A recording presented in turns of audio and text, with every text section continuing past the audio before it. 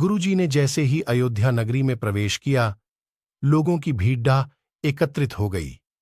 गुरुजी ने एक पंडित से पूछा कि हमने सुना है कि अयोध्या नगरी को श्री राम जी अपने साथ बैकुंठ में ले गए थे, फिर यह तो यहीं के यही है।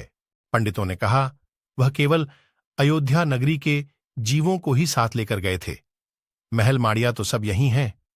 गुरुजी ने कहा, उन लोगों ने श्री रामचंद्र जी के दर्शन किए थे, जिसके लिए वह उनके साथ बैकुंठ चले गए थे, परंतु तुम बैकुंठ नहीं जा सकते जब तक गुरु उपदेश के द्वारा भक्ति धारण नहीं करोगे।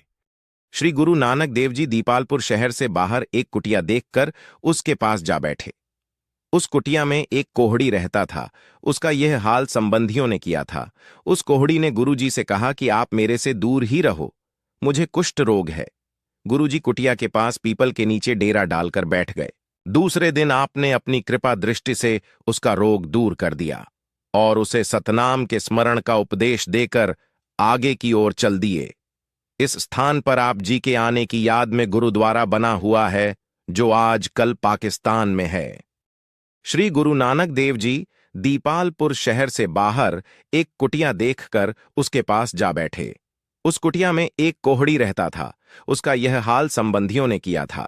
उस कोहड़ी ने गुरुजी से कहा कि आप मेरे से दूर ही रहो, मुझे कुष्ठ रोग है।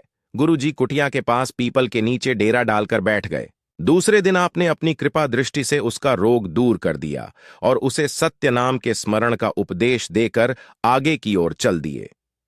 इस स्थान पर आप जी के आने की याद में गुरुद्वारा बना हुआ है, जो आज कल पाकिस्तान में है। दयालदास का जन्म एक ब्राह्मण परिवार में हुआ था।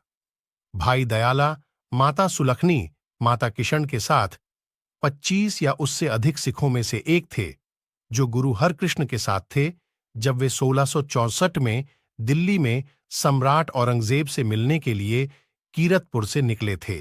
भाई दयाला जी की मृत्यु 9 नवंबर 1675 को हुई। उन्हें भाई दयालदास के नाम से भी जाना जाता है। वह सिख धर्म के शुरुआती शहीद थे। उन्हें उनके सिख साथियों भाई मतीदास और भाई सतीदास और 9वें गुरु तेग बहादुर के साथ 26 उबाला जनवरी गया 1682, 13 नवंबर 1757 सिखों के बीच सिख धर्म में सबसे पवित्र शहीदों में से एक और एक अत्यधिक धार्मिक व्यक्ति के रूप में सम्मानित है। उन्हें उनके बलिदान और सिख गुरुओं की शिक्षाओं के प्रति समर्पण के लिए याद किया जाता है। बाबा दीप सिंह मिसल शहीद तरना दल के पहले प्रमुख थे। शारोमणि पंथ अकाली बूढ़ा दल के तत्कालीन प्रमुख नवाब कपूर सिंह द्वारा स्थापित खालसा सेना का एक आदेश दमदमी टकसाल में यह भी कहा गया है कि वह उनके आदेश के पहले प्रमुख थे। भाई बचित्तर सिंह मृत्यु 1705 योद्धा और शहीद भाई मणि सिंह शहीद के दूसरे पुत्र थे, जो परमार राजपूत थे और गुरुओं के भक्त थे। गुरु गोविंद सिंह की सेवा के लिए उनके पिता द्वारा प्रस्तुत 5 भाइयों में से एक वह ऐतिहासिक बैसाखी के दिन 14 अप्रैल 1699 को खालसा के आदेश में शामिल हो गए और पहाड़ी सरदारों के खिलाफ आनंदपुर की पहली लड़ाई के दौरान प्रमुखता से उभरे। जब 1 सितंबर 1700 को गुरु गोविंद सिंह ने उन्हें लोहगढ़ किले के द्वार को गिराने के लिए दुश्मन द्वारा लाए गए एक शराबी हाथी का अकेले सामना करने के लिए चुना था। यह ठीक झात नहीं है।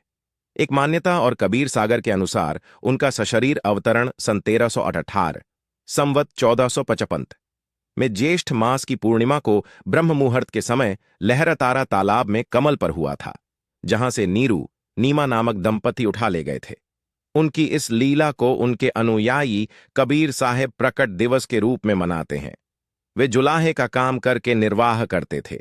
कबीर को अपने सच्चे ज्ञान का प्रमाण देने के लिए जीवन में 52 कसौटी से गुजरना पड़ा।